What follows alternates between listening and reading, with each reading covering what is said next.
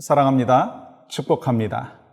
오늘 또 하나님께서 주신 복된 하루, 특별히 우리가 감사의 절기를 지내면서 10일간의 감사 잊지 않고 하나님 앞에 감사의 삶을 올려드리고 기록하고 또 이를 통해서 더 풍성한 감사가 우리의 삶 가운데 나타나기를 소망합니다.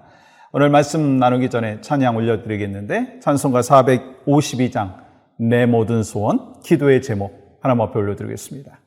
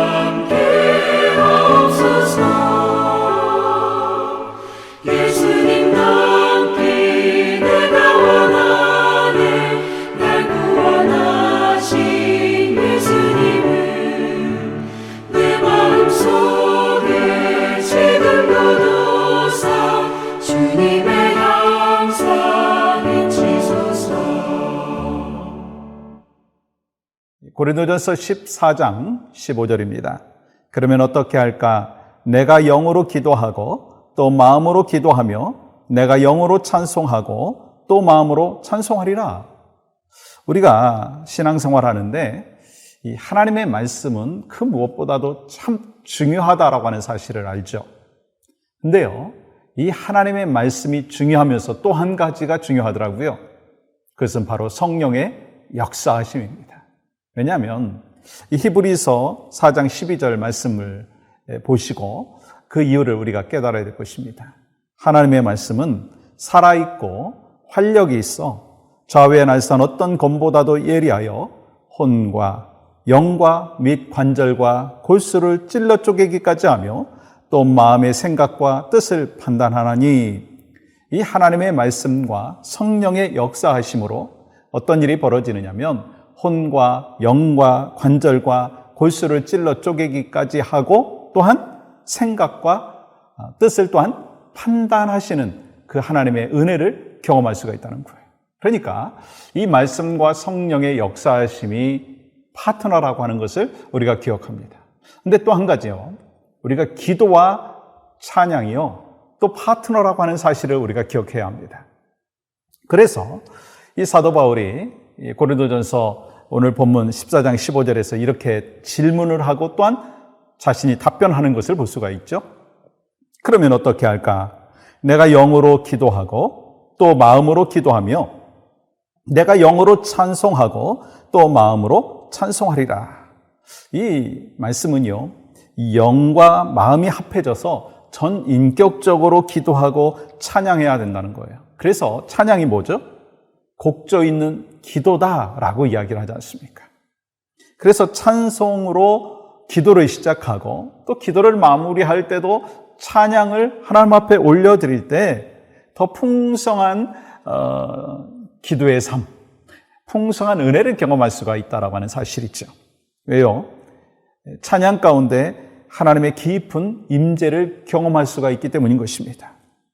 기도할 때 성령님이 임재하시지만 찬양 가운데 나아갈 때도 성령께서 임재하심으로 인하여 찬양하고 기도하고 찬양할 때 이 성령의 강력한 은혜를 체험하게 된다는 거예요.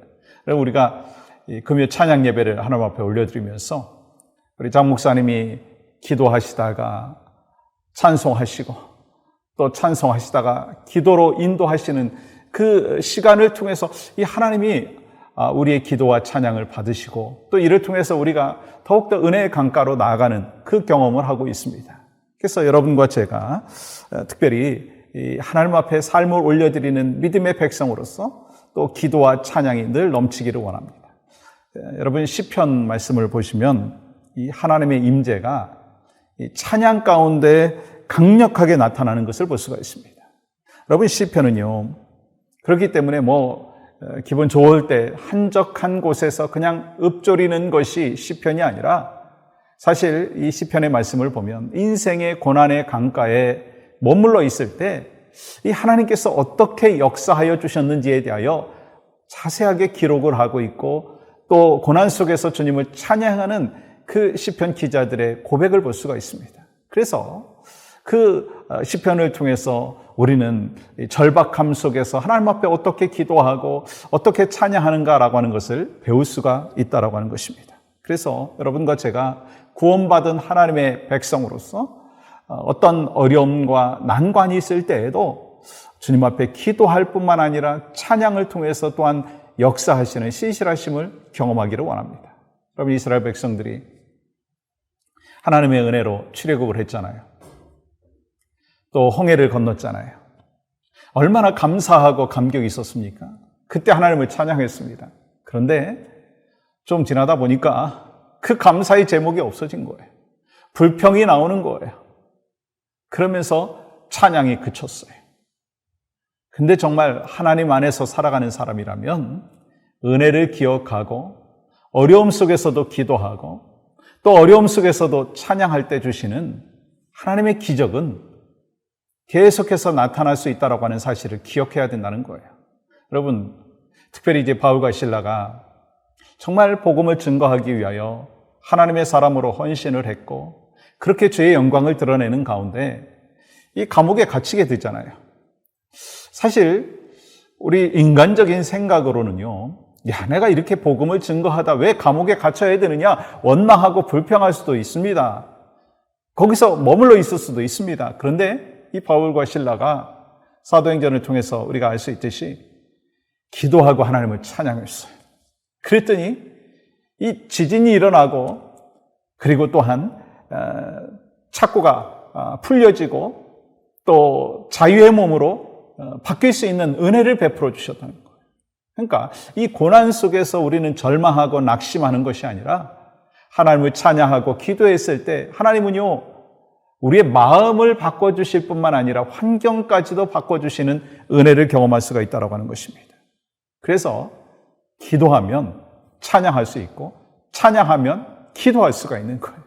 그래서 말씀드린 대로 이 말씀과 이 성령의 역사하심은 한 파트너가 되듯이 또 기도하고 찬양하는 것도 한 파트너가 되어서 여러분과 제가 이 주님 앞에 삶을 올려드리면서 간절한 기도의 제목이 있을 때 하나님, 내가 이러한 기도의 제목이 있습니다.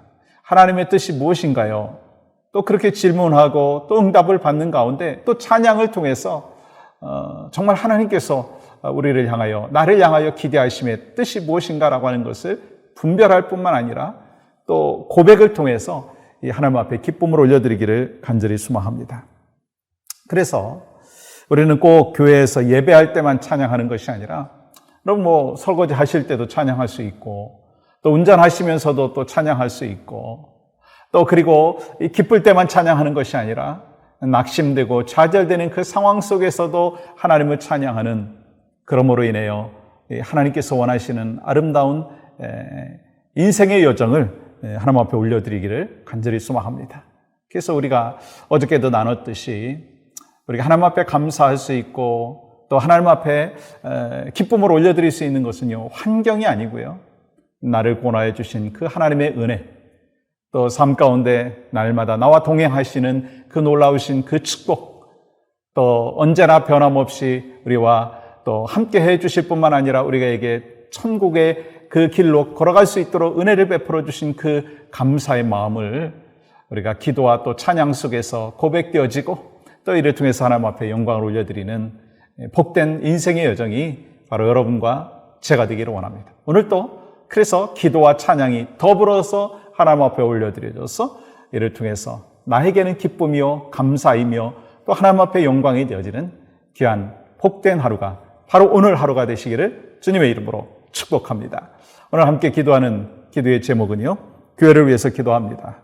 우리 모든 교우들과 우리 교회가 기도에 부흥이 있게 하여 주시옵소서, 찬양이 부흥하게 하여 주시옵소서, 또 2021년 마무리하면서 이웃의 영혼들을 돌보고 또 섬길 수 있는 교회가 될 수 있도록 은혜를 베풀어 주시옵소서. 함께 기도하겠습니다. 하나님 감사합니다. 우리 교회가 기도와 찬양에 부흥이 있게 하여 주시고 또 연말을 맞이해서 소외되어 있는 지체들이 있는데 이들에게 사랑과 또 나눔을 통하여서 또 하나님께서 허락해 주신 귀한 풍성한 삶의 모습들이 우리 주변에까지도 전달되어질 수 있도록 인도하여 주시옵소서. 오늘도 찬양과 기도가 풍성하게 넘치는 우리 모두가 되어질 수 있도록 성령이여 도와주시옵소서. 예수님의 이름으로 기도하옵나이다. 아멘.